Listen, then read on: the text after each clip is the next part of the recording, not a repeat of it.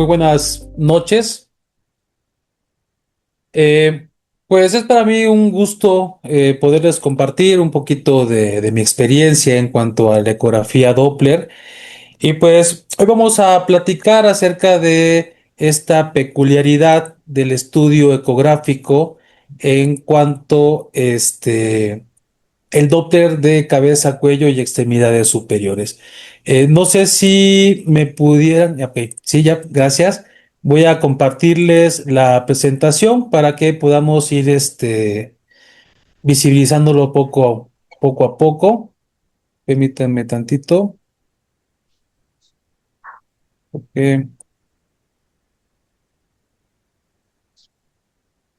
ahorita la empezamos a presentar.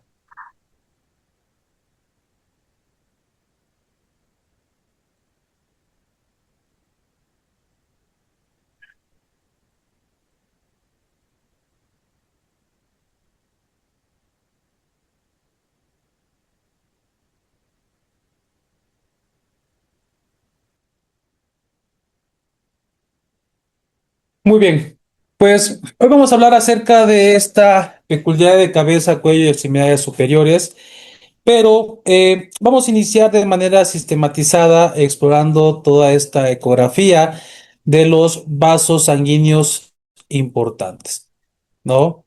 Recordemos que, pues básicamente el ultrasonido Doppler va a ser una herramienta diagnóstica, no invasiva, accesible y de alta sensibilidad para la evaluación hemodinámica de este sistema arterial. Principalmente hablando de estos vasos carotidios y al mismo tiempo de estos vasos de las extremidades superiores, el cual el objetivo último de esto es poder identificar alteraciones en el flujo, esencialmente aquellas alteraciones que puedan tener alguna repercusión hemodinámico cerebral, ¿no? Y asimismo detectar enfermedades asociadas como arteriosclerosis, estenosis, trombosis, síndromes compresivos o trastornos inflamatorios que al final del día van a tener esta peculiaridad de generar este impacto en la hemodinamia general que va a disminuir este flujo cerebrovascular. Y al final del día también poder determinar estas situaciones patológicas en la vascularidad periférica.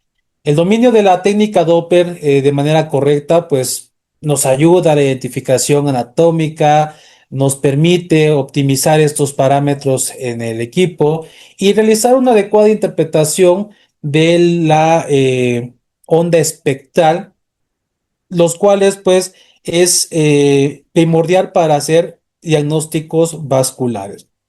Básicamente esta charla, no quisiera que lo veamos como una clase, es más una plática que me gustaría tener con ustedes. De igual forma, algunas situaciones importantes, como es una clase que trasciende fronteras, muchas veces algunas palabras, algunos criterios pueden cambiar o pueden ser diferentes en ciertas en ciertos países, ¿no? Entonces, también poder platicar, escuchar sus experiencias y esta peculiaridad de poder unificar estos criterios internacionales para poder llevar a cabo estudios de Doppler de manera eficiente es importante para esta plática, ¿no? Siempre lo he comentado en todas las ponencias que he impartido, yo no soy el dueño de la verdad y pues siempre todo comentario, todo este señalamiento suma al conocimiento grupal. Entonces, siéntanse libres de interrumpirme en el momento que ustedes consideren necesarios que pueda generar un amplio conocimiento en situaciones de esta temática que vamos a platicar. Entonces, el objetivo de esta plática al final del día va a ser proporcionar estos fundamentos teóricos prácticos necesarios para realizar e interpretar estos estudios Doppler de arterias carotidias principalmente y de los miembros superiores con criterios estandarizados y básicamente enfocados a situaciones clínicas contundentes. El objetivo general de esta plática va a ser capacitar en la realización, análisis e interpretación de los estudios Doppler. Voy a hablar un poquito de las técnicas, voy a hablar acerca de esta situación de las ondas espectrales y su análisis como tal, y también esta peculiaridad de cómo generar este análisis completo, ¿no?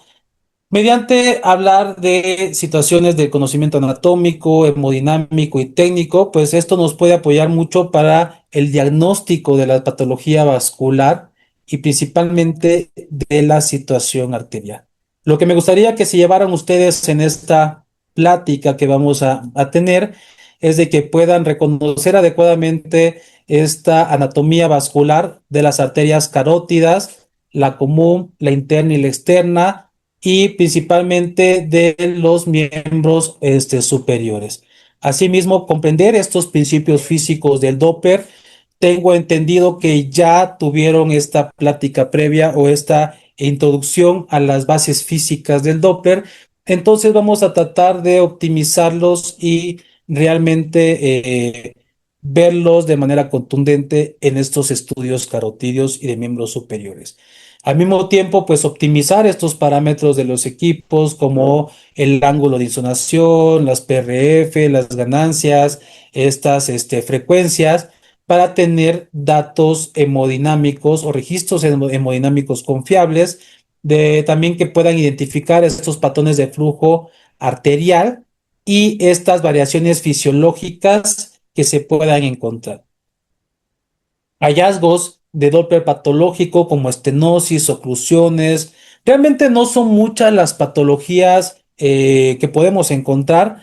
Afortunadamente es un puñado de situaciones específicas que vamos a tener en consideración para identificar de manera objetiva esta peculiaridad de los estudios Doppler, pero es importante que nosotros podamos al final del día interpretar estos criterios hemodinámicos, ¿no?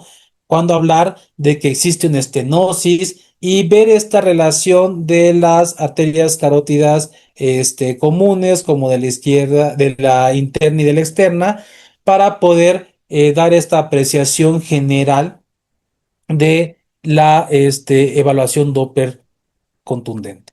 Y así, al final, reconocer estas principales indicaciones y algunas limitaciones que podemos encontrar en el estudio. Recordemos que la ecografía es operador dependiente. Depende mucho de la experiencia práctica del quien realiza el estudio, pero al mismo tiempo también depende del conocimiento previo que nosotros podamos tener. La mente no ve lo que como es, los ojos no ven lo que la mente desconoce. Y entonces, si ustedes no tienen este acercamiento inicial con algunas patologías o con algunos parámetros de normalidad, por lo tanto, pues no van a poder identificar situaciones de alteraciones en los flujos hemodinámicos. Vamos a empezar a hablar de esta situación muy contundente de las arterias carótidas y de las arterias vertebrales,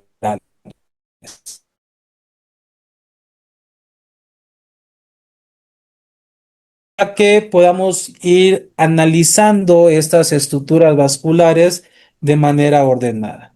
Empezaríamos con cuello. Parte de las arterias carótidas y las arterias eh, vertebrales. Todo esto inicia con la bifurcación de las arterias en el callado aórtico.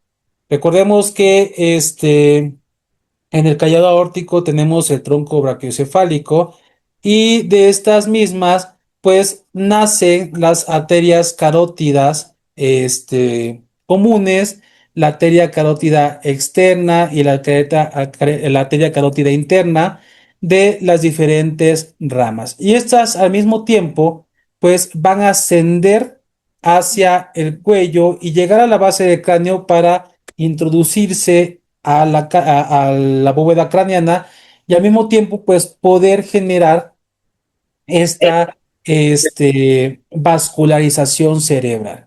Entonces, el estudio de las arterias carótidas y de las arterias vertebrales es muy contundente, puesto que permite identificar alteraciones en el flujo vascular.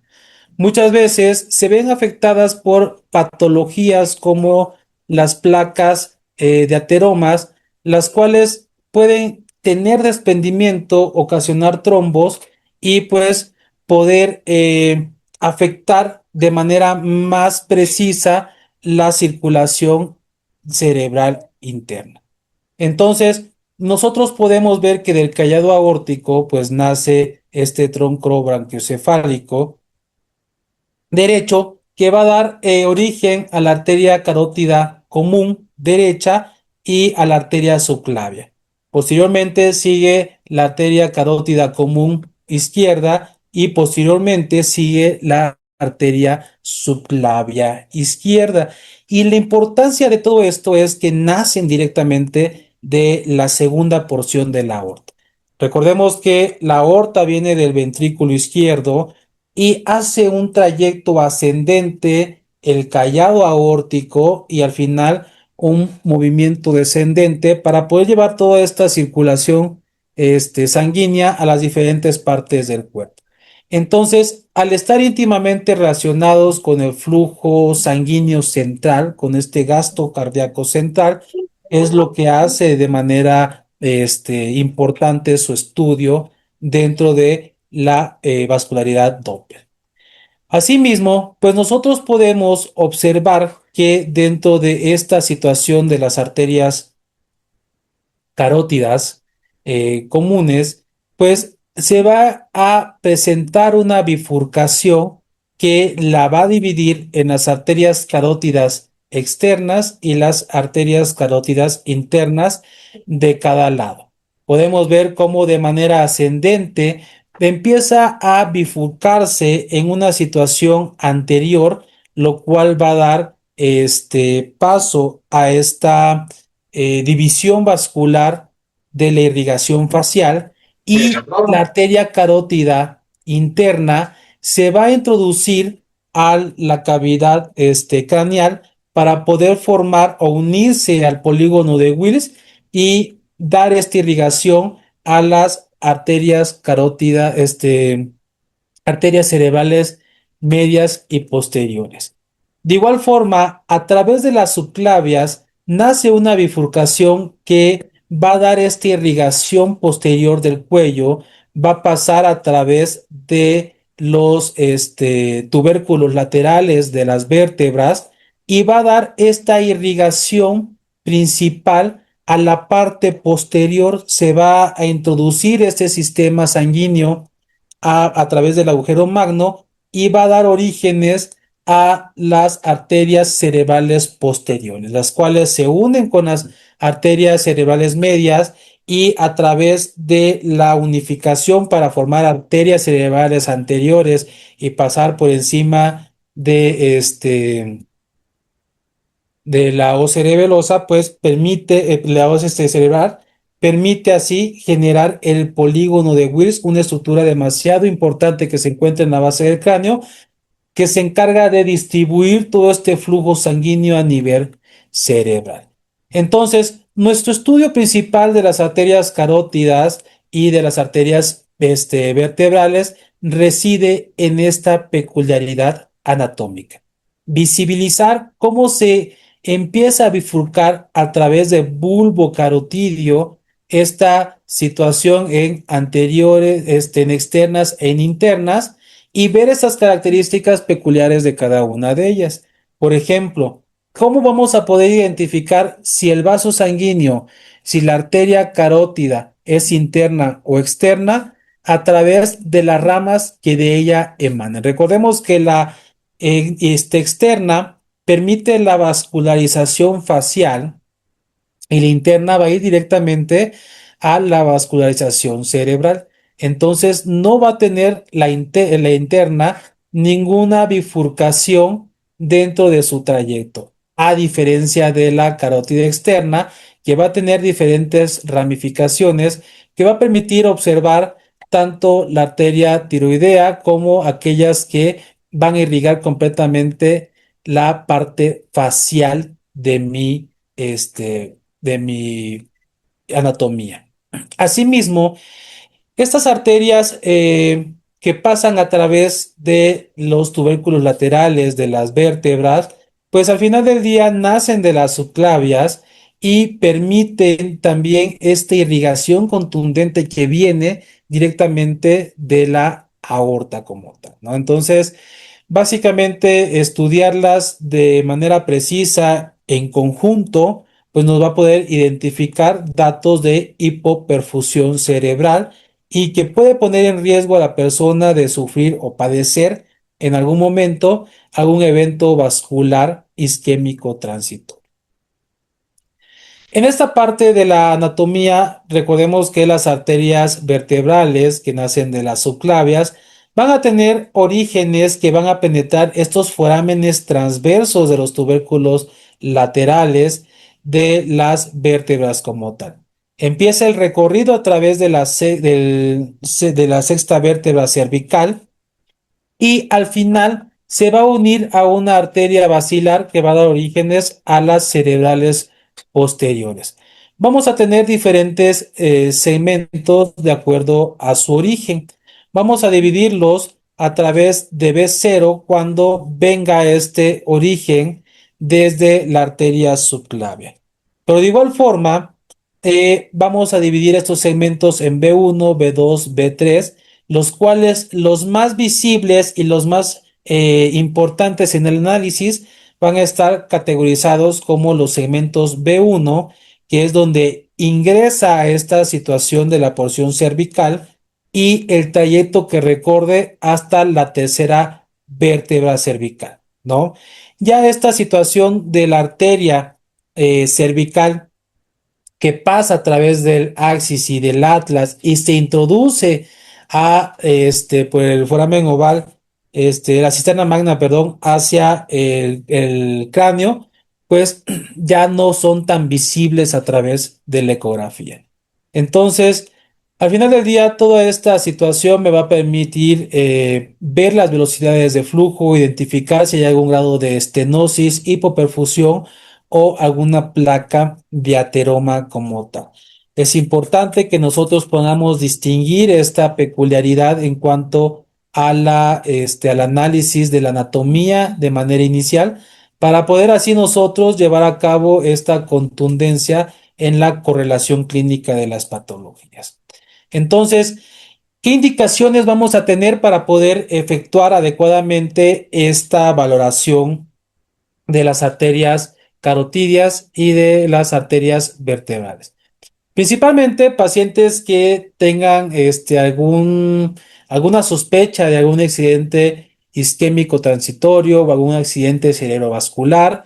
También pacientes que veamos o que tengamos con alteraciones de soplos carotidios identificados en una exploración física, que tengamos algún tipo de masa pulsátil a nivel del cuello o en cervicales, algún control evolutivo para patologías carotidias ya previamente identificadas, el control evolutivo de pacientes intervenidos, por ejemplo, cuando ya tuvieron esta resección de algunas placas de ateroma o ya les pusieron algún tipo de malla o prótesis para algún tipo de situación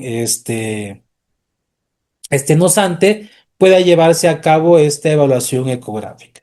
Valoraciones para cirugías vasculares mayores en pacientes de edad avanzada, de 60 y más, y algún síntoma neurológico inespecífico, ¿no? Que son incoercibles a tratamientos actuales que no me permite la tomografía como tal, llegar a un diagnóstico, preciso y pues se ve relacionado con el vértigo o con las pérdidas transitorias de la visión.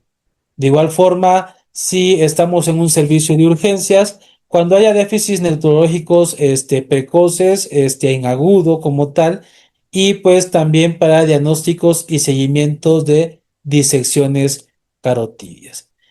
Entonces, para poder realizar una exploración ecográfica de los troncos supraórticos, pues es muy importante poder posicionar correctamente el paciente para conseguir una correcta ventana acústica como tal, ¿no?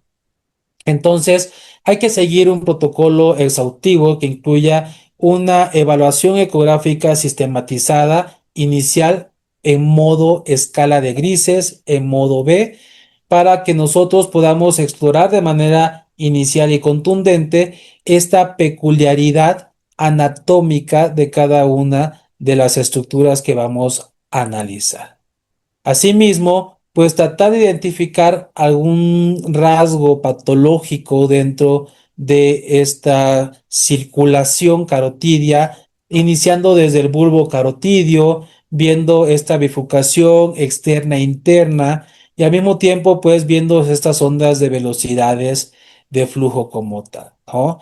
Una vez de que yo tengo identificado adecuadamente mi estructura en 2D, pues procedo a poner mi caja de color. A continuación, pues se debe de realizar una valoración mediante el Doppler color y después hasta el final a través de el Doppler espectral.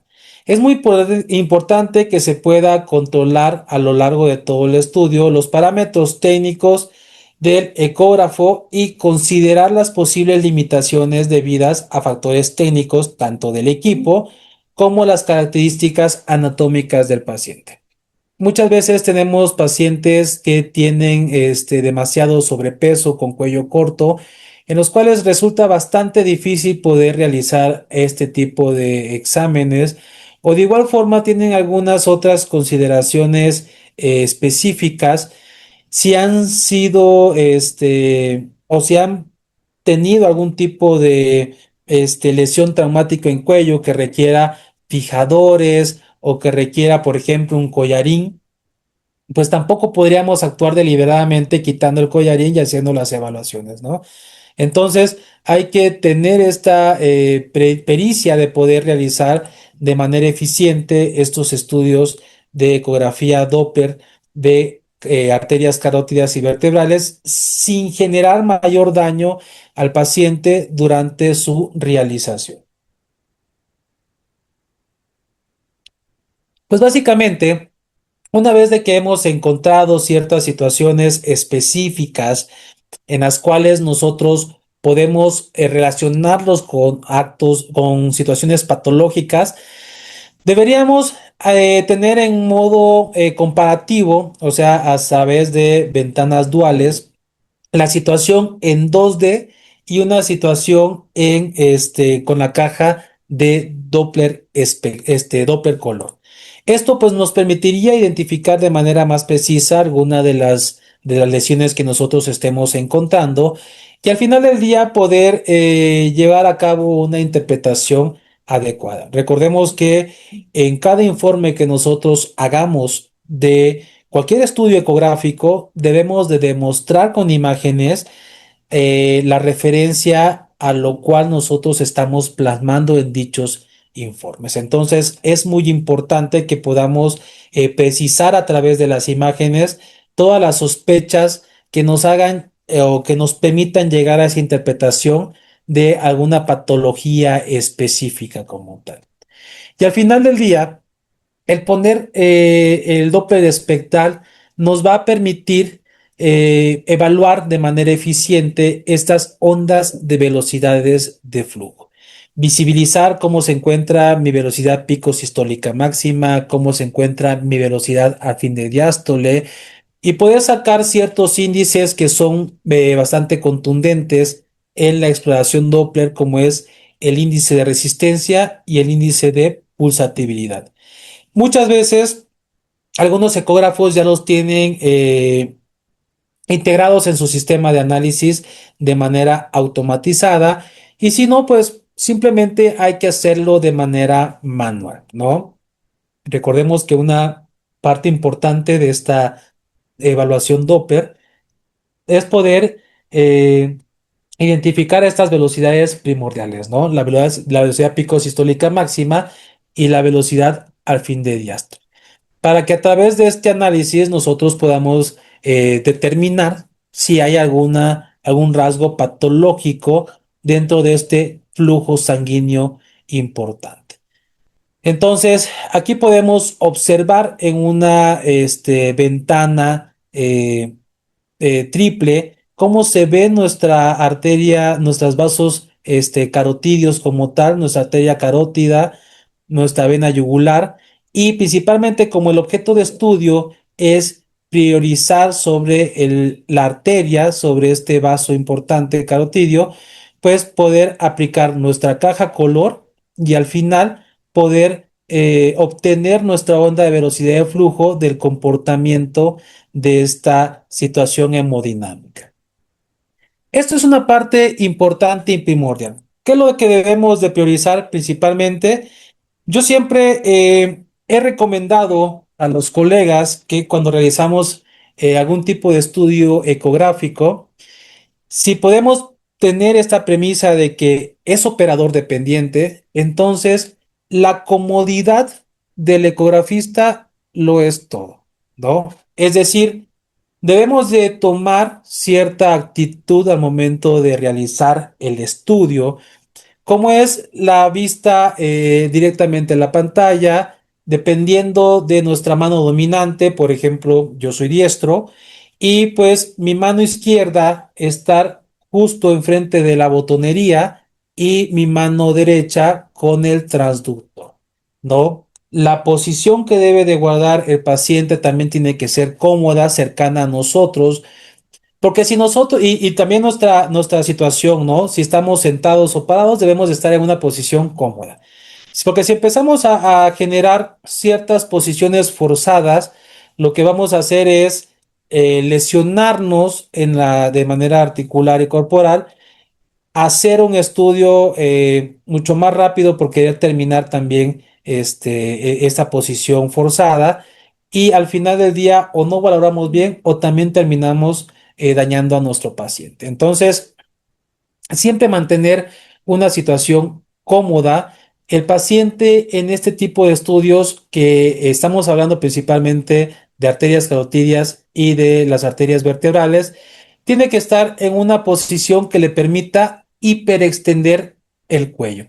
Es decir, yo puedo colocar alguna almohada, algún conjunto de telas en los hombros de la paciente de tal manera que permita extender el cuello y me des acceso a esta particularidad vascular, ¿no? Yo tengo que estar posicionado a la altura del cuello, no tengo que estar posicionado ni muy adelante a la altura de la cabeza o muy posterior a la altura del abdomen, como es en otros estudios ecográficos, sino que tengo que tener esta zona anatómica cerca de mi área para evaluar, ¿no?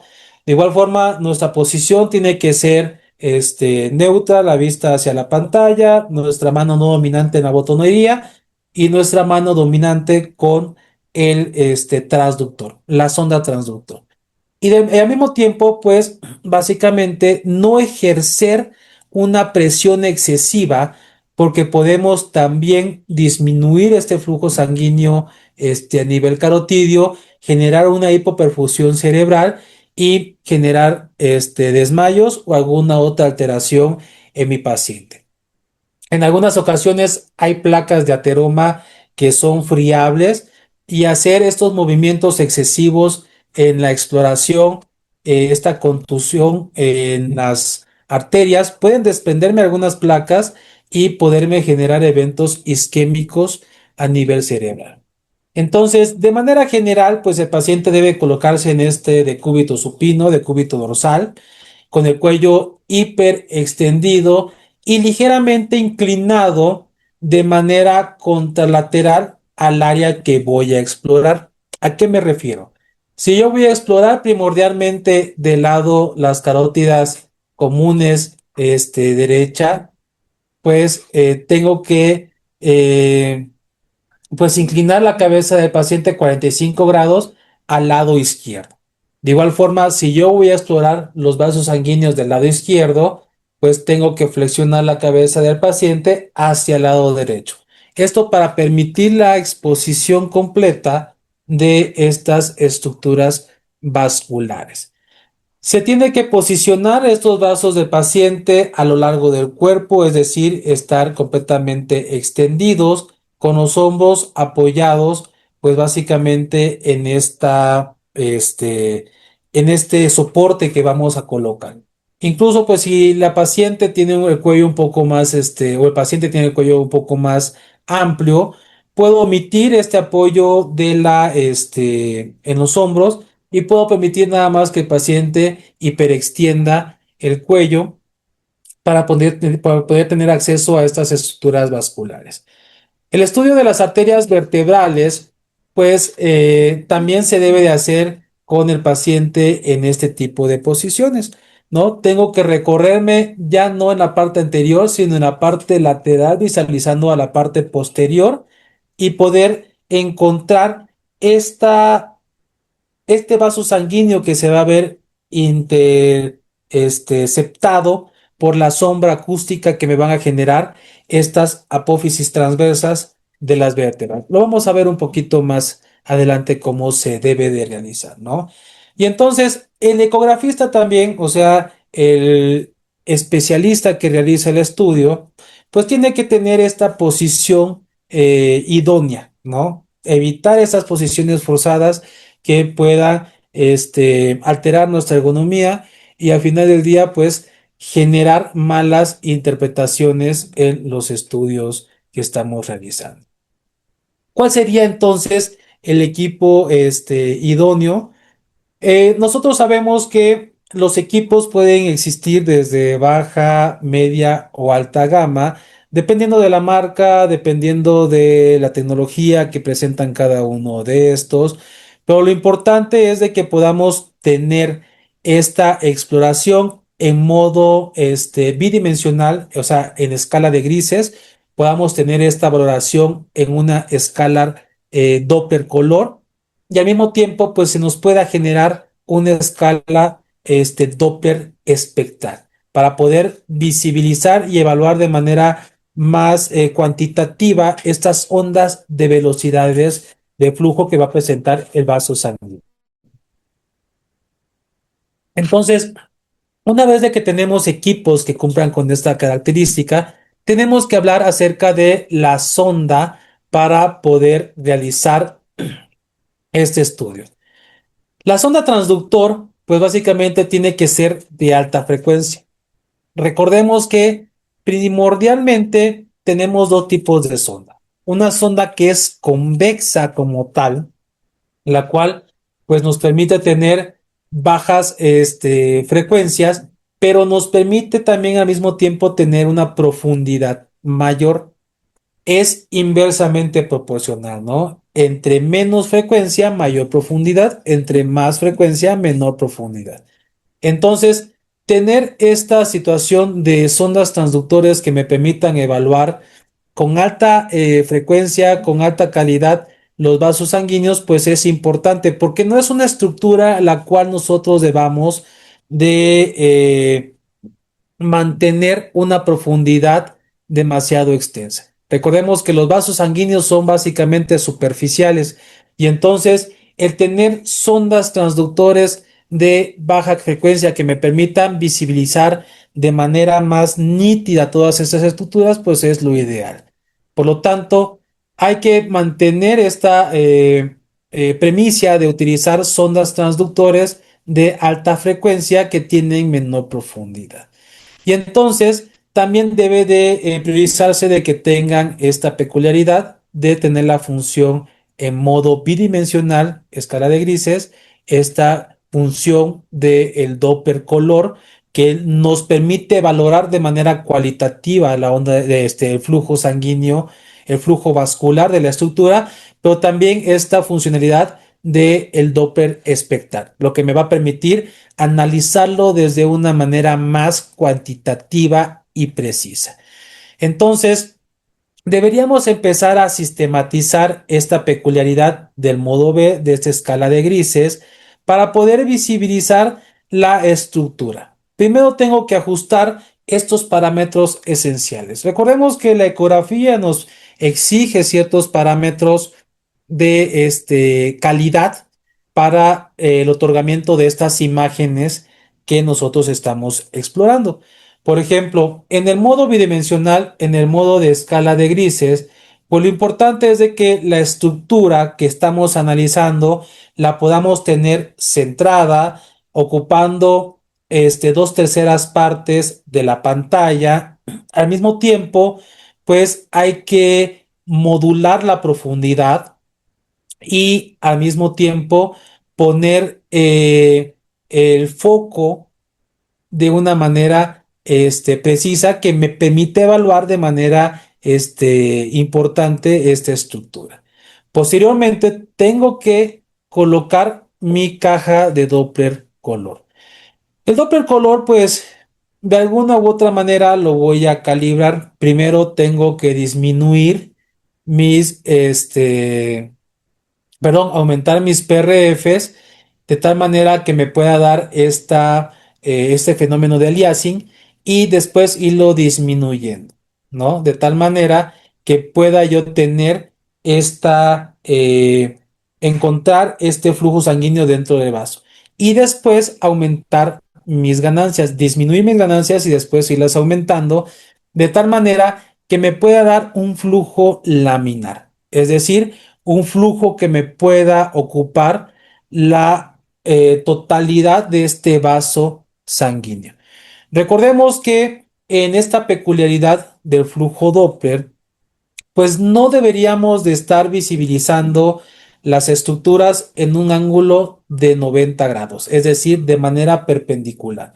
Porque si no, pues el efecto no es visible como tal y al mismo tiempo, pues tener esta angulación menor de 60 grados, pues me permite ver estos flujos de manera más contundentes y encontrar mucho más fácil alguna alteración que se pueda estar suscitando dentro de las estructuras a explorar. Ahora bien, en cuanto a la funcionalidad espectral, nosotros debemos de mantener esta imagen de manera limpia. ¿A qué me refiero de manera limpia? A que no haya sonidos que me ensucien la imagen como tal. Es decir, como estamos viendo esta onda de velocidad, pues ajustar las ganancias de cada velocidad pico sistólica y poder tener de referencia bien estipulada la velocidad de fin de diástole me va a permitir poder trazar adecuadamente todas estas mediciones cuantitativas. Si yo empiezo a tener sombra sucia dentro de mi Doppler espectral, entonces me va a dificultar el análisis como tal. De igual forma, tengo que mantener estas PRFs o frecuencias de repetición de pulso por parámetros previamente estudiables. Si sabemos que básicamente la onda de velocidad de flujo de mi carótida común puede ser hasta menor de 140 centímetros sobre segundo, pues no tendría ningún sentido que mis escalas lleguen hasta 200, hasta 300 centímetros sobre segundos, porque las ondas de velocidades de flujo pues las voy a tener pequeñas. De igual forma, estas ondas que voy a analizar, los parámetros internacionales nos piden que sean de 3 a 5 ondas dentro de esta ventana espectral para que yo pueda tener una visibilidad adecuada y el análisis contundente de cada una de estas. Si yo tengo múltiples ondas para analizar dentro de mi ventana espectral, lo que estoy haciendo básicamente es acortar los segundos de repetición que están presentando estas ondas y de igual forma, pues no me permite tener un análisis adecuado. Entonces, antes de poder analizar una onda de velocidad de flujo o un vaso sanguíneo como tal, tengo que ajustar mis escalas tanto de grises, color y espectral para que mi análisis pueda ser realmente contundente. Y entonces, básicamente, la técnica residiría en hacer este barrido inicial en dirección craneal desde la región supraclavicular hasta el ángulo mandibular, utilizando primero la ecografía en escala de grises, ¿no? En el modo B. Entonces, una vez de que tengo posicionada a mi paciente, lo que voy a hacer es pedirle que hiperextienda el cuello, que lateralice 45 grados su mentón de lado contralateral al que voy a explorar y empezar desde esta porción clavicular, ¿no? Desde donde nace la bifurcación del callado aórtico para poder analizar completamente todas estas estructuras vasculares. Entonces voy de la clavícula al mentón identifico, hago el barrido inicial y posteriormente pues hago estos análisis ya de manera individualizada. La zona infraclavicular, pues, se identifica a través del tronco brachiocefálico que da origen a la arteria subclavia y también a esta arteria carótida común del lado derecho, ¿no? Entonces, viene esta bifurcación, el tronco brachiocefálico, y me da esta peculiaridad la carótida común derecha y me da la subclavia, que de la subclavia van a ser básicamente mi arteria cervical derecha. Y entonces, una vez identificado bien las estructuras vasculares, pues yo puedo hacer este análisis en 2D. ¿Y por qué es importante nacer desde esta región supraclavicular? Porque así me permite identificar adecuadamente en un barrido inicial cómo se encuentran las características cualitativas de este vaso sanguíneo hasta su bifurcación y posterior a su bifurcación. De igual forma, pues me permite identificar esta peculiaridad de la subclavia, de la arteria cervical, que se va a ver septada por estas sombras acústicas posteriores que me genera el hueso. Este hueso que va a estar situado por las astas laterales de los cuerpos vertebrales. Entonces, a partir de eso, una vez identificando bien nuestra anatomía, pues nosotros podemos empezar a realizar adecuadamente nuestros análisis. La carótida interna es más ancha en su origen y pues básicamente por eso la bifurcación también es más amplia. Por eso se llama bulbo carotidio, porque viene la carótida común, se empieza a ensanchar para poder generar la bifurcación, pero al final del día, esta bifurcación en la carótida interna va a ser más ancha. ¿Por qué? Porque tiene que llevar este flujo sanguíneo a nivel cerebral, ¿no? Entonces, una manera de identificar la carótida interna es de que una es más ancha, va en la parte posterior a la sonda, es decir, se aleja completamente de la posición de la sonda a una situación posterior. Y otra parte importante es que no tiene vasos colaterales durante sus trayectos, ¿no? Y asimismo, pues, se puede situar en una posición posterior a la carótida externa. La carótida externa pues da origen a la rama, a las arterias tiroides, a las arterias que básicamente irrigan el cuello y a las arterias que irrigan el rostro. Entonces, esta parte es importante para identificarlas, ¿no? Básicamente es la ramificación que puede tener cada una después de la bifurcación de la carótida común. Entonces, básicamente, la exploración ecográfica en Doppler color de los troncos supraórticos, es decir, de estas situaciones de las carótidas, pues me permiten poderlos evaluar desde una imagen transversal como también una imagen longitudinal hasta su bifurcación. Es importante que podamos considerar esto. Lo voy a explorar de manera sistematizada, tanto transversal como longitudinal, buscando identificar en todo momento patologías comunes en estas zonas. ¿Cuál es la patología más común que puede encontrar a nivel de estas arterias?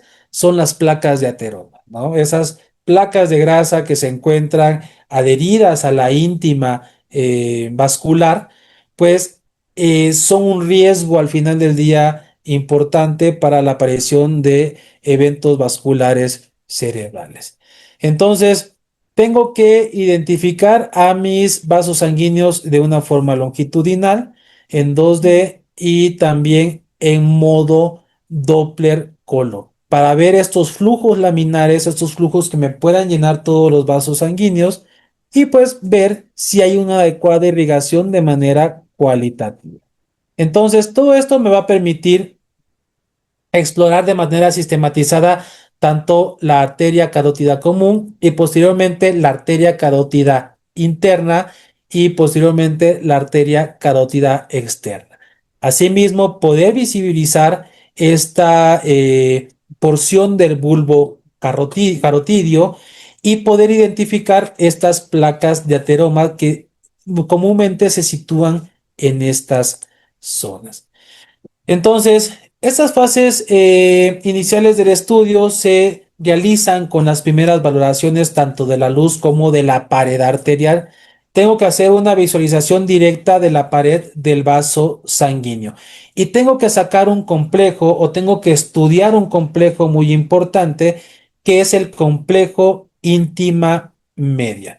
Recordemos que los vasos sanguíneos tienen ciertas capas estructurales y las arterias presentan tres capas importantes: la íntima, la media y la adventicia. En ese orden de interno a externo, pues yo tengo que visualizar esta peculiaridad de cómo se encuentra esta relación íntima media en un modo de bidimensional.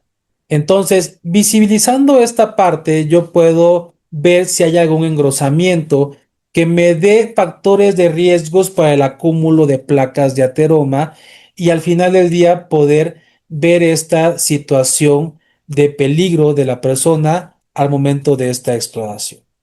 Asimismo, también tengo que visualizar si encuentro algún tipo ya de placa formada, cómo se encuentra esta placa, sus bordes, si tiene rasgos de calcificación o tiene zonas hipoecogénicas que me hablen acerca del peligro que presentan para esta persona que está ahí estudiando como tal.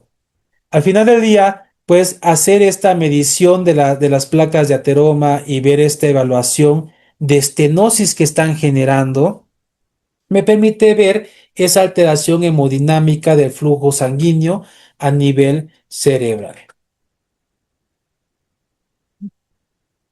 Entonces, una vez de que yo ya detecté algún tipo de alteración o simplemente estoy visibilizando desde una situación espectral este trayecto vascular, se deben de obtener estos registros como mínimo uno por arteria. Es decir, tengo que tener un registro espectral de la carótida común, de la carótida externa y de la carótida interna.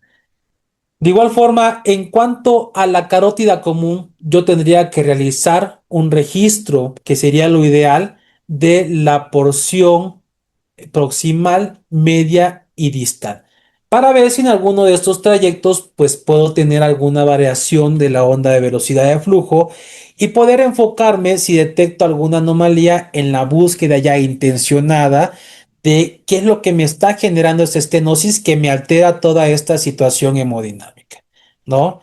Entonces, vamos a realizar este estudio de Doppler espectral o Doppler pulsado, como le llaman algunas otras literaturas, manteniendo este ángulo de insonación entre 30 y 60 grados. Recordemos que si bien algunas situaciones pues no me permiten mantener una angulación manual, yo puedo a través de mi ecógrafo mantener la angulación de una manera precisa para poder realizar estas valoraciones como tal, ¿no?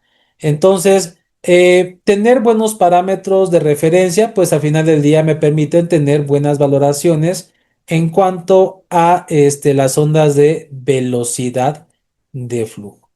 Al mismo tiempo, pues tengo que mantener esta situación del volumen muestra, es decir, el espacio que se encuentra entre los dos señalamientos que interrumpen la línea del Doppler entre 2 a 3 milímetros y situarme justamente en el centro del vaso sanguíneo. En el tercio medio, si yo me acerco a las paredes, pues por fricción, vamos a tener velocidades o mucho más altas o pueden verse alteradas si se encuentra algún tipo de placa de ateroma con velocidades cada vez más lentas. Entonces, colocar en el centro de la luz vascular paralelo a la dirección del flujo sanguíneo, es la forma idónea de poder realizar esta medición. Y corregir el ángulo, ¿no? Básicamente es lo que les comentaba, no se puede mantener muchas veces esta peculiaridad de tener de primera instancia un ángulo manual y por el riesgo de presionar de más las arterias y disminuir el flujo cerebral, ¿no? Entonces, esto me va a permitir al final del día poder valorar de manera eficiente el Doppler espectral.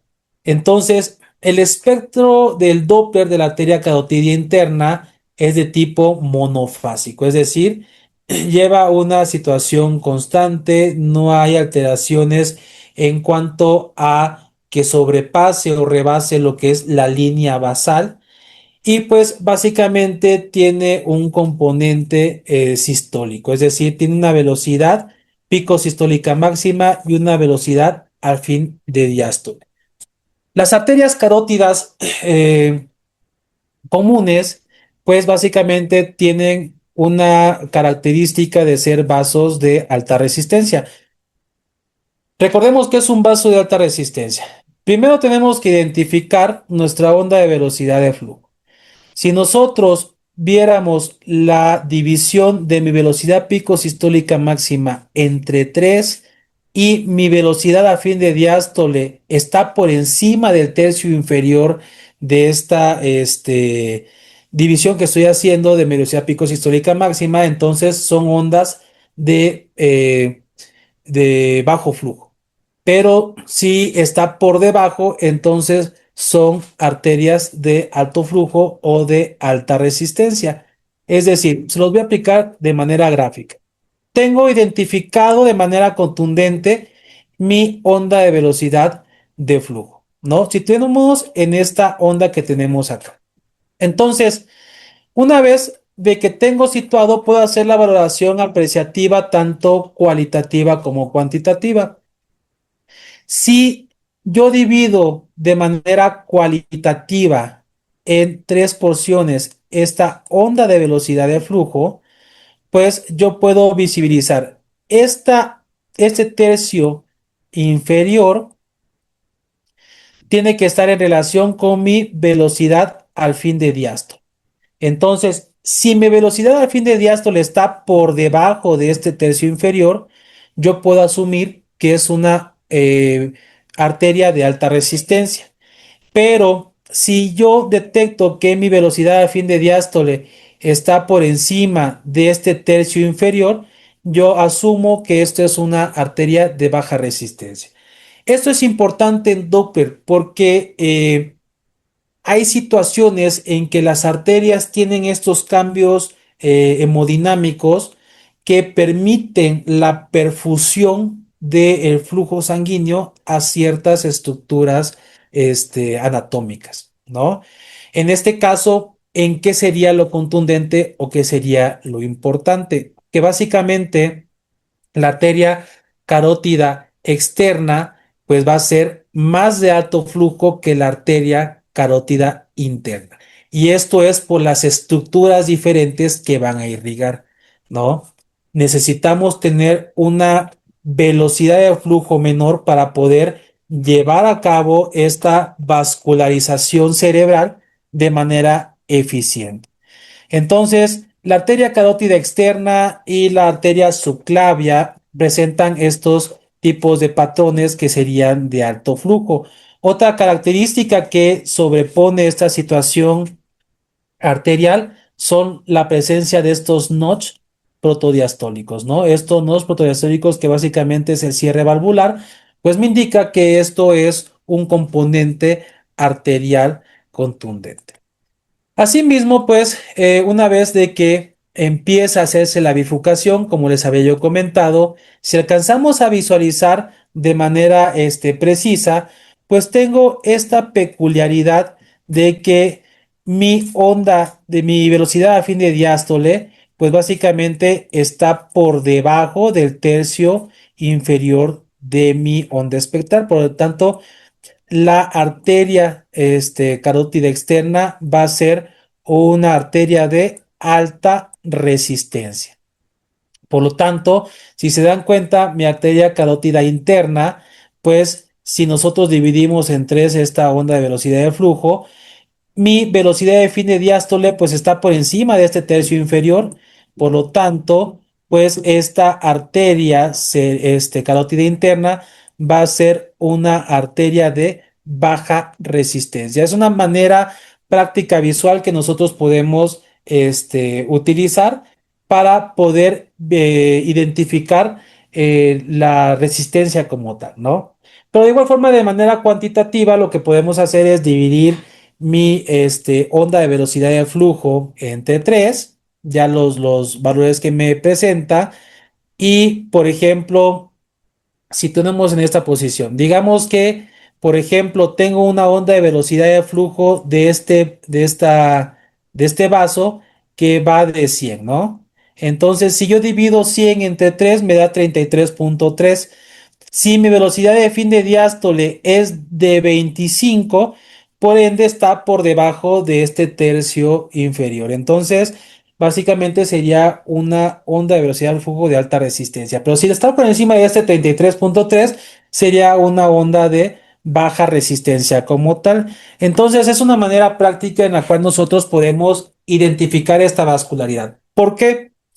Porque si yo encuentro que mi carótida interna tiene una situación espectral de alta resistencia, entonces algo raro está pasando ahí y tengo que hacer ya la exploración más intencionada, ¿no? Tratando de buscar cuál es la causa de este aumento de la velocidad de flujo, si hay algún tipo de placa de ateroma o si hay alguna situación en particular que me esté alterando esta relación hemodinámica.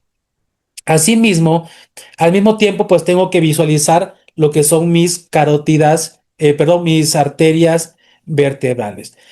Para visualizar las arterias vertebrales, una vez de que se ha hecho la exploración anatómica de la carótida común en sus tres porciones, la carótida externa y la carótida interna, entonces yo trato de lateralizar, desplazarme lateral y posterior al cuello para poder observar de manera contundente estos espacios por el cual pasa esta arteria como tal, ¿no? No es necesario que yo cambie la posición de mi paciente en esa misma posición inicial, que es con el cuello hiperextendido, con esta angulación de 45 grados de mi mandíbula. Puedo empezar a explorar desplazándome de manera lateral y posterior al cuello.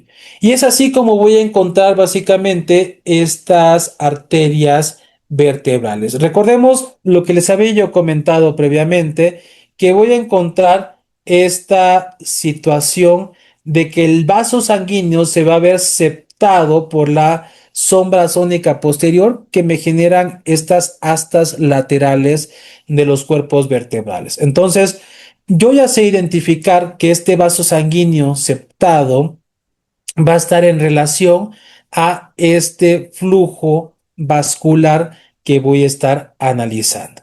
Entonces, la valoración ecográfica de las arterias vertebrales se realizan con imágenes en plano sagital, puesto que su abordaje en plano transversal va a ser bastante complicado y pues al final del día no tendría ningún sentido observar de manera transversal este vaso sanguíneo, ¿no? Tenemos que empezar a ver esta situación de manera inicial desde la situación de B1, B2, porque B3 y B4 pues ya casi no lo voy a poder explorar, puesto que ya es cuando se introducen al plano intracráneo. Entonces, ver esta situación, hacer esta medición de la onda de velocidad de flujo, pues me permite al mismo tiempo ver este grado de estenosis que pueda tener cada una de ellas. Entonces, la arteria vertebral en modo Doppler espectral tiene este flujo que tiene que ser anterorado y tiene que ser de un patrón de baja resistencia. ¿Qué quiere decir? Que mi velocidad a fin de diástole va a estar por encima de este tercio inferior de mi velocidad pico sistólica máxima. Y preguntémonos entonces por qué tiene que ser de baja resistencia. ¿no? Recordemos que estas estructuras pues tienen que irrigar un órgano importante. Tanto la arteria carótida interna como las arterias vertebrales tienen que llegar a la estructura anatómica conocida como polígono de Willis y desde ahí redistribuir toda la sangre a este tejido cerebral. Entonces, si nosotros presentamos patrones de alta resistencia, quiere decir que mis vasos sanguíneos se están estenosando. Por lo tanto, si tengo alta resistencia, no va a haber una adecuada perfusión tisular y eso me va a dar hipoxia o me va a dar hipoperfusión o me va a dar infartos cerebrales, ¿no? Isquemias cerebrales que son bastante complicadas ya en personas de edad avanzada. Y claro que pueden llegar incluso a necrosar ciertas áreas cerebrales y al final del día, pues tener repercusiones mucho más complicadas. Entonces, viendo desde esta peculiaridad, nosotros pues tenemos que recordar que la valoración ecográfica de las paredes arteriales al final del día nos va a permitir visualizar este riesgo de formación de placas de ateroma. De acuerdo a que les había comentado, tenemos en los vasos sanguíneos pues tres capas principales, que es la íntima, la media y la adventicia. Y aquí lo podemos observar de manera gráfica. La primera línea hiperecogénica que tenemos en esta visibilidad en el modo escala de grises corresponde a la íntima. La parte hipoecogénica o anecogénica que encontramos acá, pues hace referencia a esta capa media.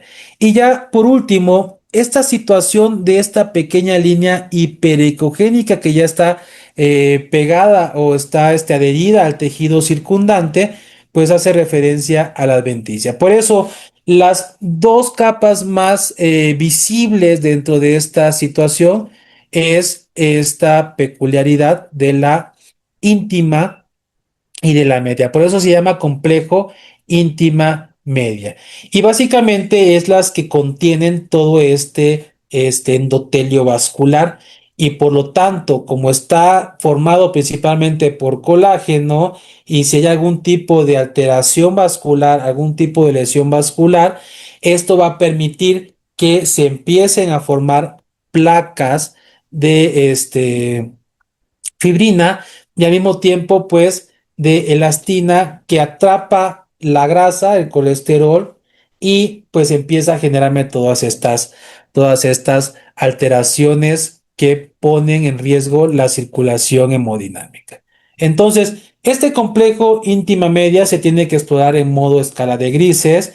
Tiene que verse de manera contundente la pared arterial y tiene que visibilizarse completamente en una situación medial. Es decir, tengo que seccionar adecuadamente el vaso sanguíneo, porque si no estoy posicionado justamente a la mitad del vaso sanguíneo, me puedo lateralizar y puedo tener mediciones completamente erróneas. Entonces, en este complejo íntima media, pues se exploran los vasos en secciones sagitales con un ángulo de exploración de 90 grados. Es decir, tiene que estar completamente perpendicular o, perdón, paralelo a la sonda, a la membrana de la sonda. Tiene que efectuarse la medición de esta situación a 1 centímetro, 2 centímetros antes de la bifurcación de las carótidas y asimismo pues tiene que visualizarse en las paredes posteriores de la carótida común, ¿no? El complejo íntima media, pues tiene un rango de normalidad aproximado o son los valores esperados de 0,75 hasta 1 milímetro. Por arriba o superior de 1,5, pues se traduce como una un factor de riesgo potencial para la formación de placas de ateroma. Recordemos que las vasculitis, las alteraciones vasculares empiezan con eso, con inflamación, con este engrosamiento desde su complejo íntima media y al final esa alteración hace que se segreguen mediadores químicos que hacen que se acumulen tanto elastina, fibrina y otros derivados para su formación de placas de ateromas como tal, ¿no? Entonces, voy a leer un comentario, dice, disculpen, ¿pueden borrar las líneas de colores que aparecen en la pantalla, por favor? Voy a ver si puedo borrarlas yo desde acá. No, creo que tiene que hacerla la persona lo, este, que la realizó. Ahí si nos podrían ayudar, por favor. Y entonces, para que sea más viable esta plática. Entonces, hay que valorar primordialmente en modo 2D este complejo íntima media, ¿no? Que es una estructura bastante importante para que no se depositen los lípidos y no tengamos la formación de placas de ateromas. Como podemos observar en la imagen, aquí ya tenemos un complejo íntima media eh, anormal a lo que hemos estado observando, ¿no? Tenemos ya que es más, pues básicamente isoecogénico, ya no se divide este ril hiperecogénico e hipocogénico, sino que ya es completamente homogéneo y si se dan cuenta, pues el grosor va por encima de 1,31 milímetros. Es decir, corre riesgo potencial de que se formen placas de ateroma. Y entonces veamos la comparativa. Tenemos vasos sanguíneos con este complejo íntima media muy característico de esta situación, la línea hiperecogénica, hipoecogénica y pues ya la que está unida al tejido circundante, pero aquí en esta situación está completamente engrosada, lo que me hace pensar que hay una vasculitis y eso pues es un riesgo potencial de la formación de placas de ateroma. Y bajo esta peculiaridad, pues yo ya tengo que empezar a visualizar si yo ya tengo dentro de esta visibilidad alteraciones en mi flujo como tal, tengo que ver completamente el engrosamiento tanto posterior como anterior. Y una vez de que yo detecto este engrosamiento, ahora sí puedo tener una visibilidad transversa en esta zona que me permita hasta cierto punto poder evidenciar este grado de estenosis que va a presentar este vaso sanguíneo, ¿no? Ahorita vamos a ver cómo se calculan estos porcentajes de estenosis. Pero observemos muy bien que en este caso, pues el engrosamiento está por encima y si yo hago un corte transversal, pues alcanzo a identificar este engrosamiento que me disminuye la luz del vaso y por lo tanto va a alterar todo mi flujo vascular. Velocidades esperadas dentro de esta peculiaridad de analizar estas ondas de velocidades de flujo. En las carótidas vamos a tener que la velocidad sistólica máxima tiene que estar por debajo de 125 centímetros sobre segundo. Nuestra velocidad al fin de diástole tiene que estar por debajo de 40 centímetros sobre segundo. Y pues debemos de tener un índice sistólico menor de 2. Ahorita vamos a aprender a sacar este índice sistólico. Y de igual forma, lo que me va a ser útil para la valoración de mi arteria vertebral es mi velocidad sistólica máxima, que tiene que ser entre 20 y 60 centímetros sobre segundo. Aquí yo puedo encontrar velocidades mucho más amplias, lo que me traduce a una estenosis y esto al final pues aumenta el flujo sanguíneo, pero no disminuye la perfusión tisular.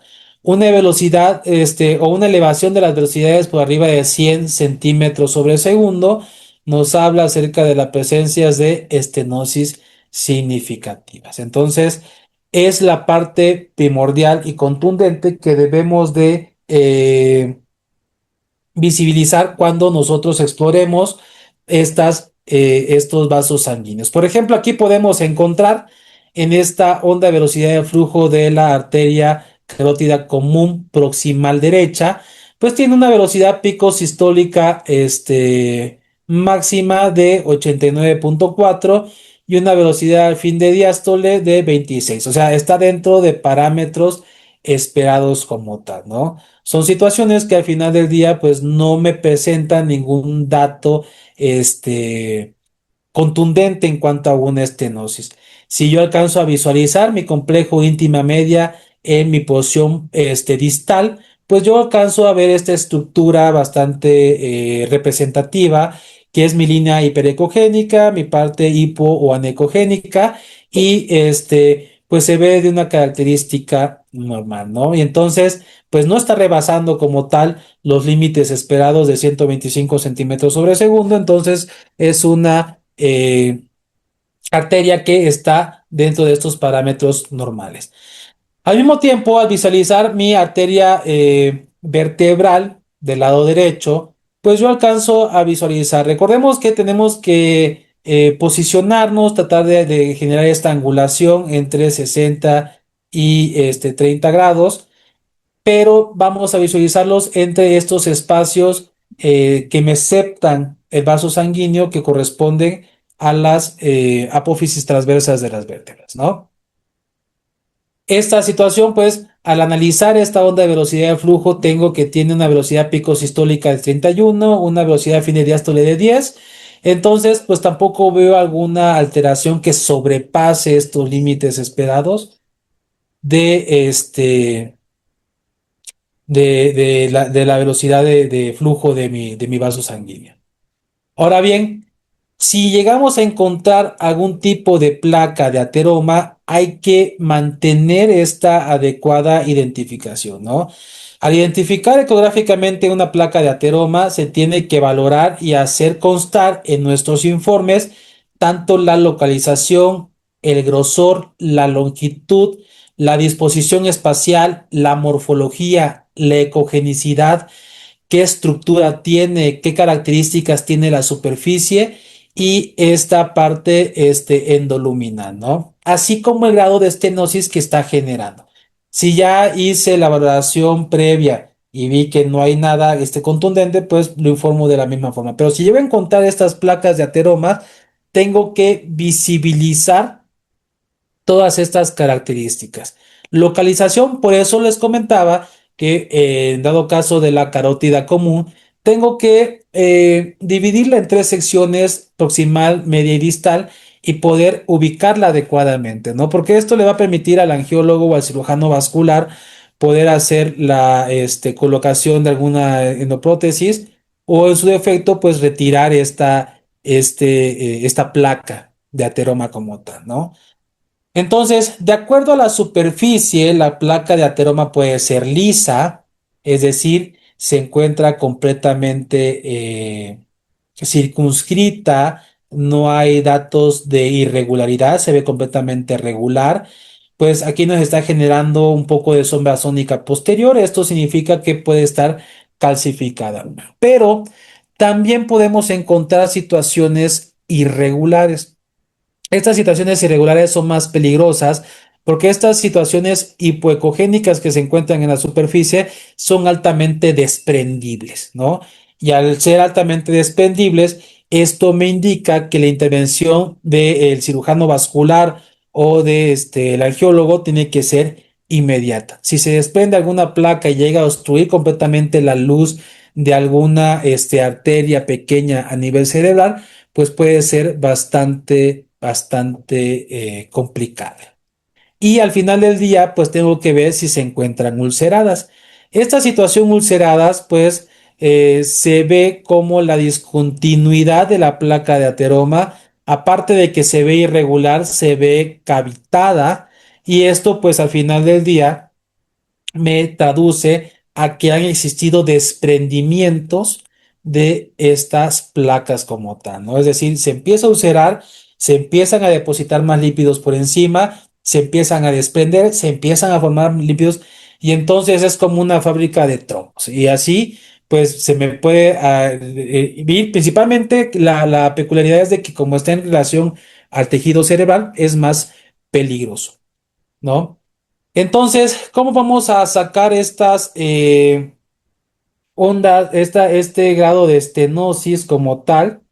Este, es a través de dos sistemas importantes, ¿no? Del ensayo norteamericano de endarterectomía carotidia sintomática, que la cual, pues por sus siglas en inglés, me permite dividir la luz del vaso sanguíneo menos la luz de la estenosis entre nuevamente la luz del vaso sanguíneo. Entonces me arroja un porcentaje. A diferencia del ensayo europeo de cirugía carotidia, por sus siglas igual en inglés, pues me permiten evaluar toda la situación en la cual se encuentra el vaso en conjunto de la placa de ateroma, la luz que se encuentra disponible aún en el vaso sanguíneo, entre nuevamente esta luz contundente junto con la placa de ateroma. Y entonces, esto me da una visibilidad del porcentaje de estenosis que llega a presentar la persona, ¿no? Y esto pues indicaría si es una urgencia poderlos operar de manera inmediata o si te da pauta de generar algún otro tipo de tratamiento contundente.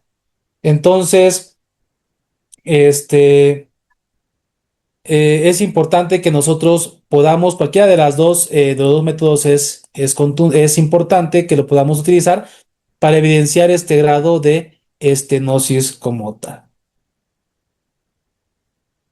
Y al mismo tiempo, pues, se pueden utilizar otras técnicas, por ejemplo, algunos ecógrafos ya te mantiene esta situación de medir el área como tal de manera manual para poder generar este grado de estenosis de la arteria carotidia, ¿no? Nos situamos donde encontremos el grado de la placa de ateroma y pues empezamos a visualizar como tal cuál es el área de estenosis que presenta.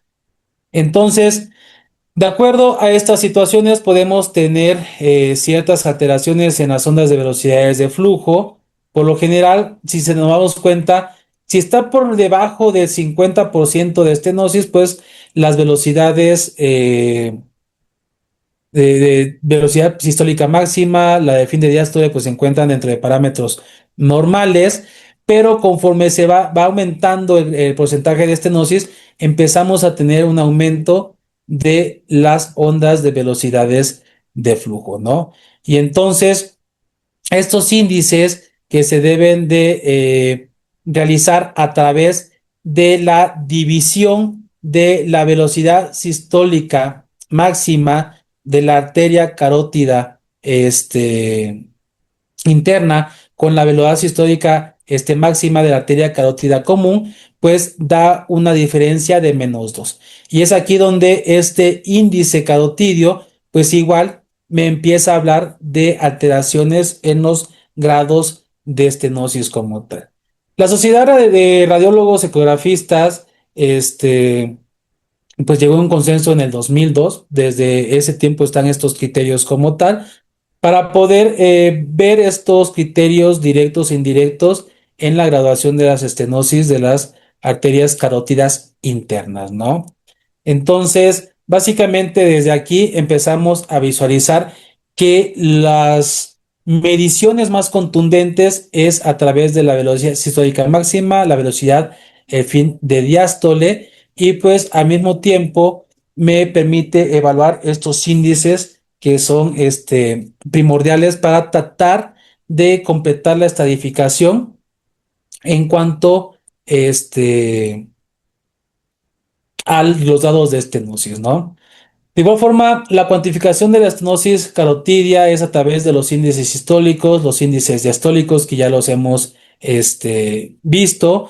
El cociente de la velocidad sistólica media, pues es la división entre de la arteria carótida interna y la arteria carótida común. Esto al final, pues me permite evaluar cuánto es el grado de estenosis de estas arterias. Como lo podemos ver en estas imágenes, pues básicamente estas son valoraciones de arterias que se encuentran dentro de una normalidad, pero aquí ya empezamos a observar estos grados de estenosis, que si de igual forma, pues como abarcan menos del 50%, no hay datos contundentes de estenosis, pero al final del día empezamos a observar estas placas de ateromas que son bastante identificables a la aplicación del Doppler color. Ahora bien, el robo de la subclavia, esto básicamente pues es una patología importante y esto se debe a estas estenosis que llegan a existir en la bifurcación de la arteria subclavia para la arteria vertebral. Entonces, esto hace que tengamos disminución de el flujo sanguíneo. Al estenosarlos, pues al final del día una arteria completamente de alta resistencia porque el flujo entra con mayor presión y entonces es importante por eso medir la velocidad de flujo y empezar a buscar dónde se encuentran estas estenosis como tal, ¿no? Para poder identificar el lugar específico donde empiezan a presentarse estas patologías, ¿no? Entonces, podemos tener oclusiones completas o estenosis graves cuando son por arriba del 80% y serían robos completos, robos parciales cuando va por debajo del 80% y robos incipientes cuando se encuentra en una situación moderada, ¿no? Entre un 50 y 60% del robo de flujo carotídeo. Entonces, ¿qué es lo que debo de informar al final del día? Debo de informar estos hallazgos en modo B y en modo Doppler color de los segmentos carotídeos explorados, ¿no? Caracterizar la placa, es decir, localización, longitud, ecogenicidad, la superficie, y el grado de estenosis que están presentando, la dirección y la morfología de este flujo cerebral, la medida de la velocidad sistólica máxima y la velocidad a fin de diástole, tanto de la arteria carótida común en sus tres porciones, la carótida externa, la carótida interna y de las arterias cerebrales, ¿no? Y al final en las conclusiones debemos de poner este grado de estimación estenótica, comparación con estudios previos y poner o enumerar los posibles riesgos por estas placas que pueden ser altamente desprendibles, ¿no? Esto básicamente sería la parte importante de evaluar lo que es las arterias carótidas o hacer un Doppler carotídeo. No solamente es ver la arteria carótida y su bifurcación, sino también ver las arterias vertebrales como tal. Ahora bien, en otra peculiaridad, en el Doppler transcranial en el adulto, pues básicamente eso se utiliza mucho en medicina crítica, ¿no? Tratar de visualizar con sondas sectoriales las ondas de velocidades de la arteria cerebral media, la cerebral posterior y de la cerebral anterior es una parte importante. Recordemos que la arteria carótida interna pues se va a unir con estas arterias accesorias de la cerebral anterior y la cerebral posterior para formar la arteria cerebral media como tal, ¿no? Y entonces las arterias vertebrales se unifican en la parte posterior que forma la arteria basilar y al mismo tiempo da origen a las arterias cerebrales posteriores. Esto es lo que nosotros conocemos como el polígono de Willis y esto es lo que me permite al final del día obtener esta vascularización cerebral. Conforme se vaya alejando los vasos sanguíneos de esta estructura, pues se van reduciendo en su luz para generar esta perfusión tisular y si llegamos a tener alguna estenosis o alguna placa de ateroma que se convirtió en trombo y me obstruyó la luz, pues solamente voy a tener zonas de isquemia o zonas de infarto como tal, ¿no? Ventajas y desventajas de este estudio, pues es rápido, es reproducible, no es invasivo, ¿no? Su bajo costo, pues hay actualmente ecógrafos en muchas salas de urgencias o en áreas de cuidados intensivos, pero las desventajas es de que las ventanas óseas nos pueden generar cierto grado de complejidad, ¿no? A veces no se permite visualizar adecuadamente el vaso sanguíneo y es completamente operador dependiente. El hecho de que podamos tener una plática de poder identificar algunas alteraciones y tal vez decirte la técnica de manera verbal, pues tampoco te convierte en un experto en la forma práctica de realizarlos, ¿no? Hay estudios que mencionan que para poder decir que eres experto en un estudio ecográfico, tienes que repetirlo mínimamente 50 veces bajo supervisión. Entonces, esto, como habíamos comentado, es completamente operadora dependiente y depende mucho de las habilidades que tú puedas desarrollar durante el ejercicio de la obtención de estas imágenes. Y claro, pues pueden existir ciertas variaciones anatómicas y lamentablemente pues no evalúa vasos distales como tal, ¿no? Entonces, la prioridad de este tipo de estudio es evaluar el flujo sanguíneo de las arterias cerebrales principales. Entonces, debemos de utilizar una sonda pues especial, es la sectorial, y pues que nos permitan tener estas bajas frecuencias. Para poder tener mayor penetración, ¿no? Y entonces debe de tener la característica de tener Doppler color y Doppler pulsado al mismo tiempo. Voy a situarme bajo diferentes ventanas. Aquí el ecografista tiene que estar posicionado a la altura, ahora sí, de la cabeza del paciente al cual le va a realizar la exploración. El paciente tiene que estar en decúbito dorsal, decúbito supino, y pues básicamente tienes que sostener con tu mano dominante lo que es la sonda transductor. Y vamos a introducirnos a través de diferentes ventanas, como es la transorbitaria, la transtemporal y la submandibular. Esto es, y también la transforaminal. Y esto es para poder ver principalmente la arteria oftálmica, la arteria cerebral media, ver cómo se unifica la arteria carótida interna con la cerebral media también, y ver cómo se unifican las arterias vertebrales con la arteria basilar. Entonces, los vasos intracraneales se evalúan mediante diferentes ventanas sónicas, que son las que acabamos de mencionar, y pues básicamente vamos a ir viéndolas una por una. La ventana transtemporal, pues me permite a través de esta porción más fina de escama de los huesos temporales, visibilizar principalmente la arteria cerebral media, ¿no? Entonces, se va a colocar el transductor por encima del arco cigomático y anterior a la oreja, y posteriormente, pues, se va a tratar de visualizar a través del Doppler color el vaso sanguíneo a explorar, ¿no? Entonces, a través de esta voy a tener la visibilidad de la arteria cerebral media, puedo ver incluso partes de la arteria cerebral anterior y parte de la arteria cerebral posterior, ¿no? Básicamente tengo que encontrar estas velocidades picos sistólicas menores incluso de 50 para poder decir que se encuentran en una situación normal.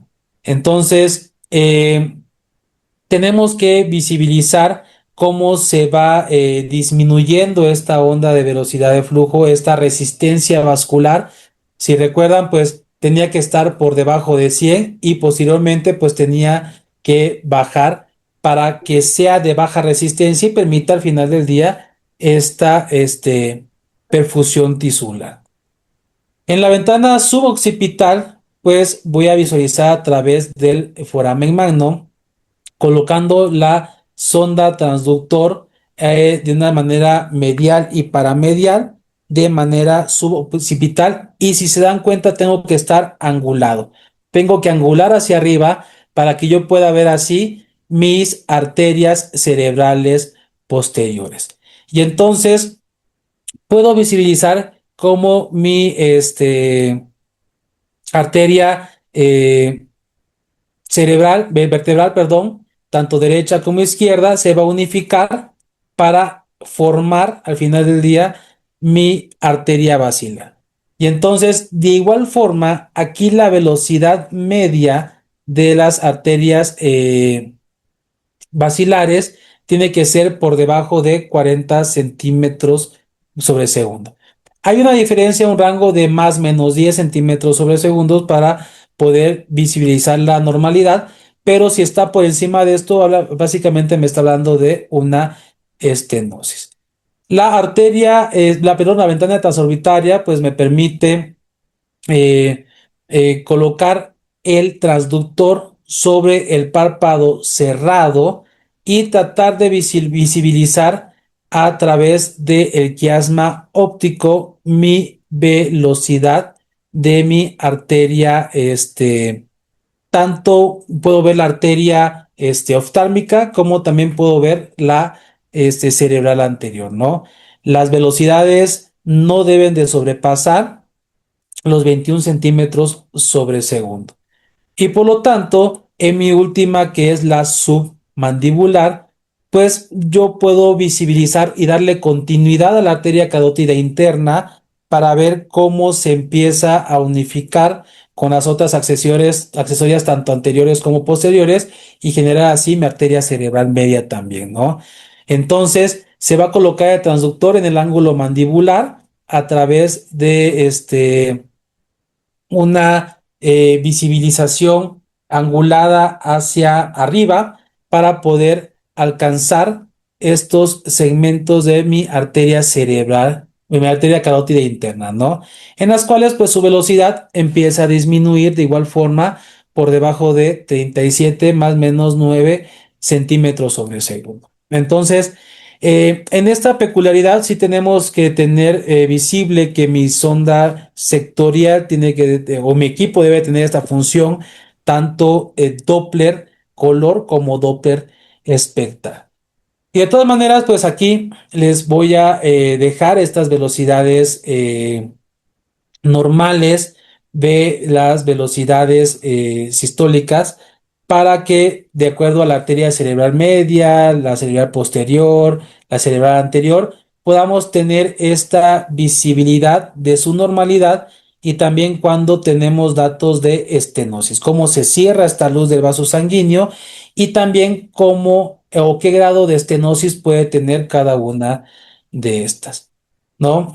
Hay que tener en consideración también en consideraciones patológicas ciertos índices, como por ejemplo el índice de Lindegard, el cual pues compara el flujo intracraneal de la arteria cerebral media con la extracraneal de la arteria carótida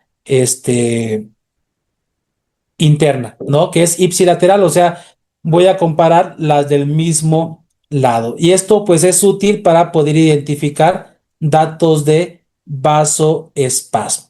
Y entonces poder utilizar las fórmulas para poder visibilizar mi arteria, mi velocidad pico sistólica máxima con mi velocidad fin de diástoles y al final obtener estos índices para visibilizar el grado de vasoespasmo que presentan mis arterias cerebrales.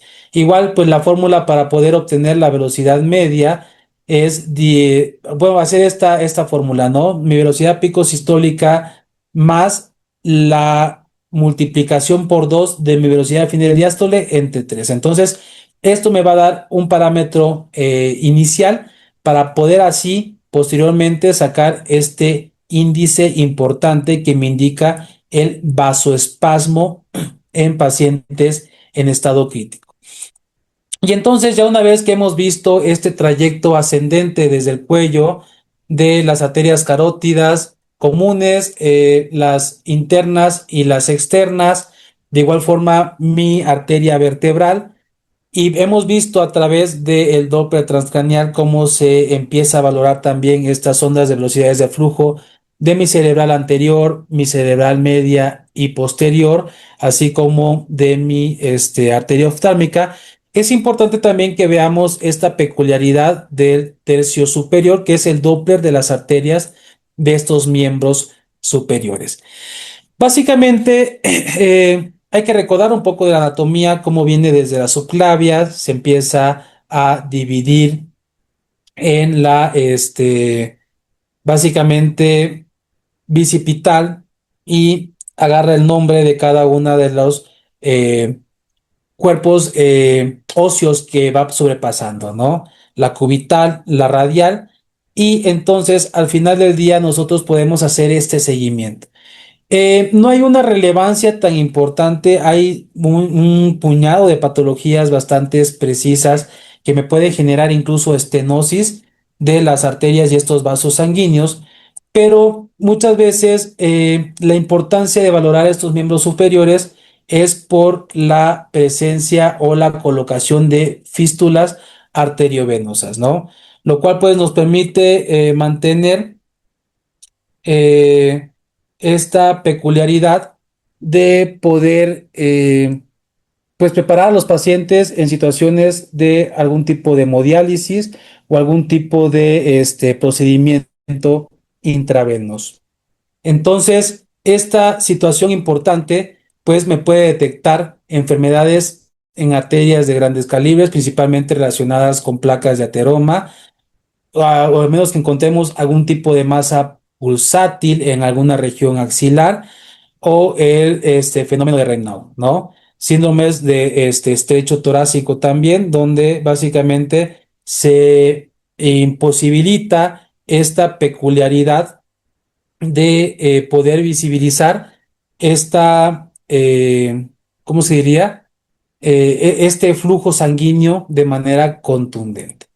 Entonces, ¿en qué posición tengo que poner a mi paciente? Empezamos con una posición en decúbito supino, con la cabeza rotada del lado contralateral a la parte examinada y pues básicamente el brazo ahorita en este momento lo debo tener en aducción, es decir, pegado a mi cuerpo. Se tienen que explorar ambos miembros superiores de proximal a distal, es decir, del tronco hacia la periferia, y estudiar esos diámetros internos del calibre del vaso sanguíneo, ver si las capas arteriosas no tienen algún tipo de calcificación o algún engrosamiento de la pared que me haga sospechar de placas de ateroma. Entonces, se debe de valorar estas ausencias de ecos en el lumen, la integridad de la pared, que la onda tenga que ser trifásica, es decir, tiene una velocidad picosistólica máxima, tiene un decaimiento que está por debajo de la línea basal y vuelve a subir. Entonces, uno, dos, tres. Por eso esta onda, perdón, no estoy enseñando, uno, dos, tres. Por esto esta onda es completamente trifásica. Y si empieza a perder esta forma y se empieza a ver en situaciones alteradas a la forma trifásica normal, pues me habla de datos de disminución de estos flujos sanguíneos, ¿no? Entonces, poder visibilizar desde la rama subclavia estas ondas de velocidades de flujo me permite identificar estas velocidades picos sistólicas máximas que van de 80 hasta 120. Recordemos que pasa básicamente la misma situación, van disminuyendo conforme se van alejando de la zona central. Y asimismo, pues en modo B, tratar de identificar cómo se encuentra la pared de estas estructuras, si se encuentran engrosadas, y al final del día, pues si se dan cuenta, me empieza a generar datos de formaciones de placas de ateromas. Es básicamente la misma peculiaridad en la mayoría de los vasos sanguíneos a explorar, cómo se tiene que visualizar todos estos engrosamientos. Hablando de las vasculitis, esta básicamente pues es una imagen de carótidas, pero lo que quiero dar a entender aquí es este engrosamiento, ¿no? Cuando hay un engrosamiento, pues no me habla a veces de que tenga una placa de ateroma, sino que está inflamada, hay un aumento de la ecogenicidad de esta estructura vascular que se traduce como vasculitis. Y esto sí me puede generar otras complicaciones como la formación de placas de ateromas. Muchas veces estas vasculitis se van a ver en enfermedades como la arteritis de Takayasu y las arteritis de células gigantes o arteritis de Horton, ¿no? Básicamente este tipo de situaciones son muy específicas y pues básicamente los métodos diagnósticos de estas patologías no es básicamente el ultrasonido, sino que el ultrasonido lo que permite es ver este grado de flujo o valorar este flujo sanguíneo que está presentando las extremidades como tal, ¿no? Y entonces, ya hablar del Doppler venoso de los miembros superiores, pues también es recordar un poco de la anatomía, cómo empieza a existir la bifurcación para generar las venas cefálicas, las venas mediales del antebrazo y esta situación al final del día lo que me permite es poder valorar la colocación de fístulas arteriovenosas, ¿no? También nos permite la exploración venosa de los miembros superiores, pues poder colocar accesos venosos ecoguiados que básicamente pues es utilizado actualmente principalmente por los profesionales de enfermería para colocar vías periféricas de difícil acceso, ¿no? Por de igual forma, nosotros podemos visualizar cómo podemos encontrar diferentes variaciones anatómicas de acuerdo a la localización de nuestras venas cefálicas, nuestra vena basílica, nuestras venas laterales o accesorias, la medial de la basílica y cómo pueden existir ciertas variaciones. Lo importante de aquí es que podamos identificar y, ¿cómo es? Identificar y explorar de manera sistematizada estos vasos sanguíneos como tal. Las venas las vamos a observar por ecografía como estructuras completamente colapsables, a diferencia de las arterias que como mantienen una capa muscular, su situación anatómica a la presión pues varía demasiado poco. Pero las venas a la más mínima presión se colapsan completamente. Y van a tener este flujo completamente monofásico. Esos flujos monofásicos al final del día, pues no permite visibilizar algún otro tipo de alteración como tal en la circulación, al menos de que se encuentren ausentes. Si se encuentran ausentes es porque realmente hay una oclusión completa de este vaso y pues posiblemente se traten de placas de ateromas que se acumularon a través de su luz, ¿no? Entonces, tiene que ser completamente monofásico, va a depender de la angulación que tengamos, tiene que ser anterógrado y al final del día, si ustedes encuentran un vaso venoso que no se colapsa y que no presenta flujo, entonces está obstruido completamente, ¿no? Al mismo tiempo, pues el mapeo ya ecográfico se utiliza para, en algunas situaciones, la planificación quirúrgica de accesos vasculares o de fístulas arteriovenosas para colocarlas en hemodiálisis. ¿Qué es lo que tenemos que realizar realmente en este tipo de situaciones? Pues ver la relación en distancias, tanto de profundidad como entre los mismos vasos que puede existir entre cada uno de ellos, ¿no? Tenemos fístulas brachiocefálicas, tenemos fístulas de Grax, las cúbito-basílicas, las radiomediales o la tabaquera anatómica o la radiocefálica baja o alta.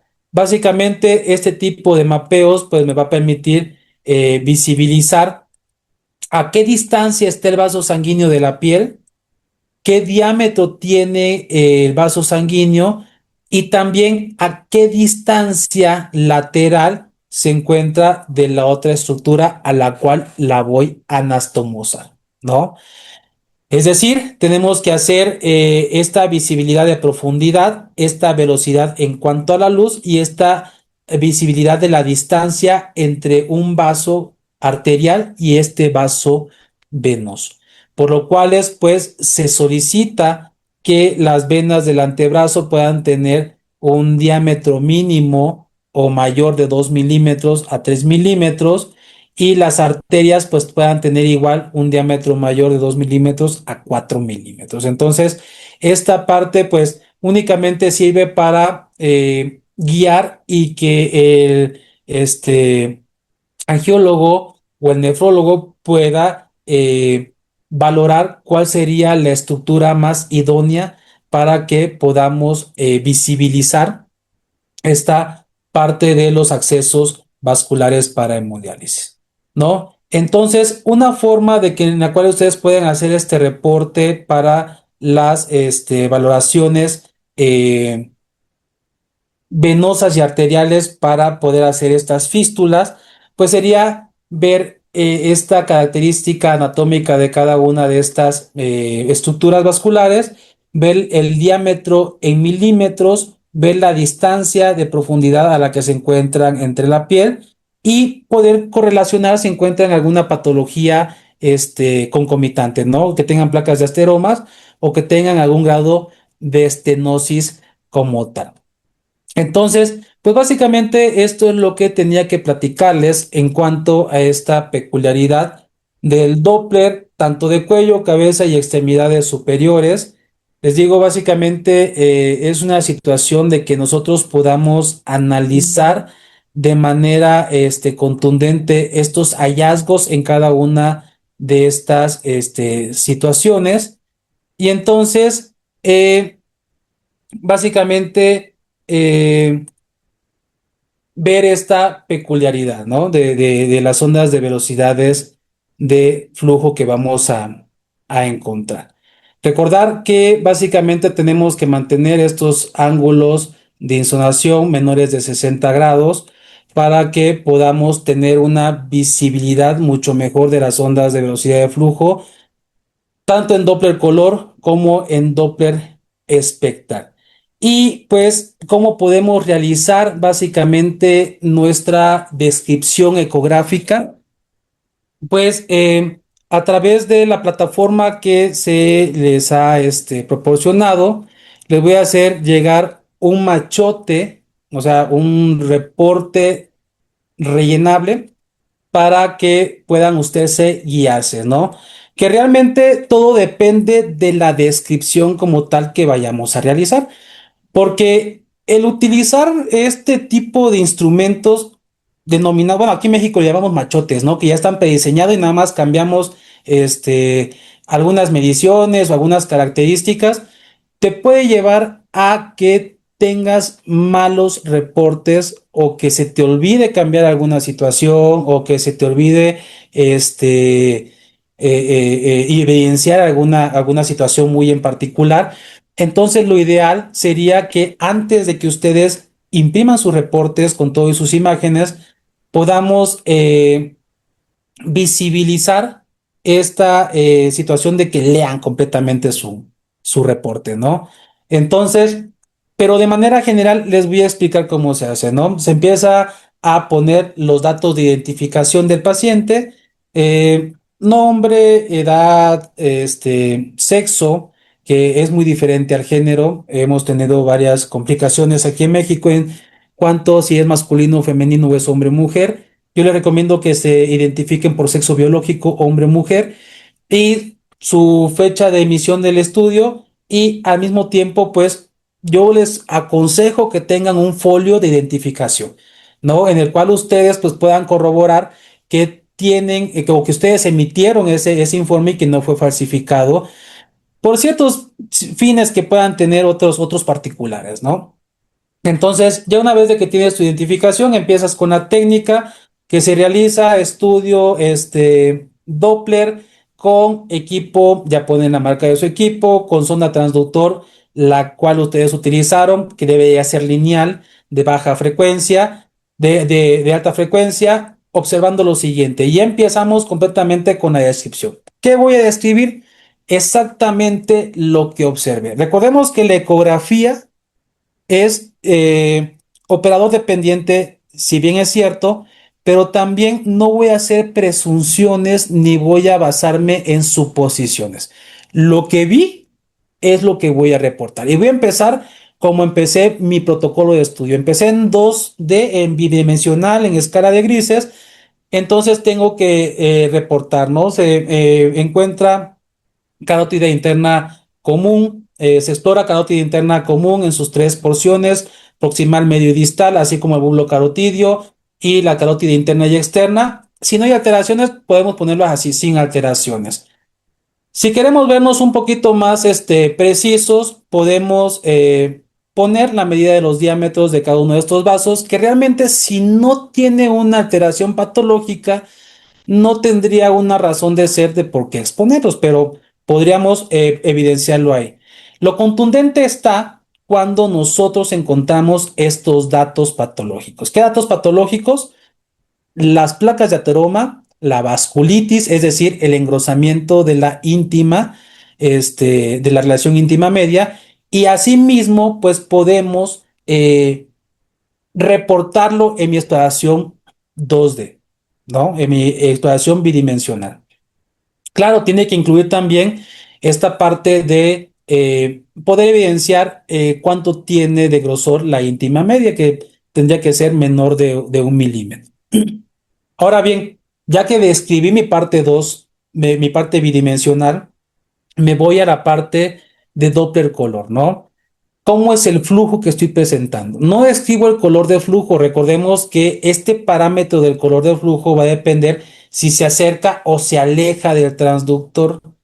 Entonces, en algunas ocasiones puede llegarse a confundir que como pinta rojo es arteria y como pinta azul es vena, pero no, depende del acercamiento que tenga a al flujo,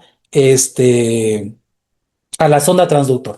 Entonces, yo puedo empezar si el flujo es completo, si es laminar, o si hay algún tipo de aliasing que me haga pensar, o sea, que hay turbulencia y esa turbulencia que me lo va a dar, pues la estenosis como tal, ¿no? Entonces, yo puedo decir si es laminar o si hay flujo turbulento en esa parte, si abarca completamente toda la característica del vaso o si se ve seccionado de acuerdo a la patología que encontremos.